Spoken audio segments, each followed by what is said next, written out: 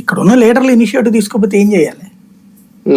Basic అధిష్టానం ఏం తాత్సారం చేయట్లేదా? అధిష్టానం ఏం లేక తీసుకోవట్లేదా పొత్తు విషయంలో? అధిష్టానం అయితే మీ పని మీరు చేసుకోండి అని చెప్పింది. రోజుకోసారి మరి పొత్తు ఉండదా అంటే వాళ్ళని మీ పని మీకు చేసుకోమంటున్నాం కదా అని చెప్తున్నారు వాళ్ళు. అది సమస్య. పురంధేశ్వర్ గారు ఢిల్లీ వెళ్ళేది దీనికోసమేనా?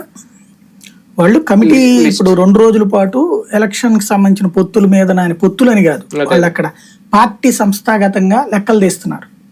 అన్ని రాష్ట్రాల అధ్యక్షులను పిలుస్తున్నారు, పిలిచి లెక్క తీస్తున్నారు. ఈవిడ ఎట్లా ఖచ్చితంగా పొత్తు ఉండాలన్న ఫీలింగ్ లో ఉంది ఆవిడ. వెళ్ళి మళ్ళీ చెప్తుంది మనం సింగిల్ గా అయితే వల్ల కాదండి అనేసి.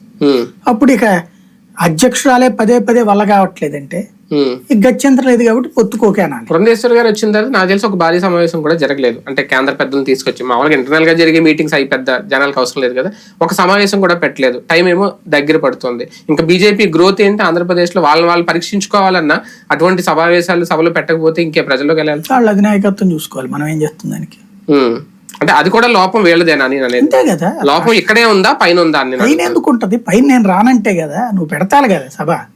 నా వల్లగా తెలుగుదేశంతో పొత్తు లేకపోతే నేను పెట్టలేనంటే ఏం చేయాలి వాళ్ళు? ఇప్పుడు విశాఖపట్నంలో సభ పెట్టారు, అప్పుడు భారీ సభ 1,00,000 మందితో జరిగింది.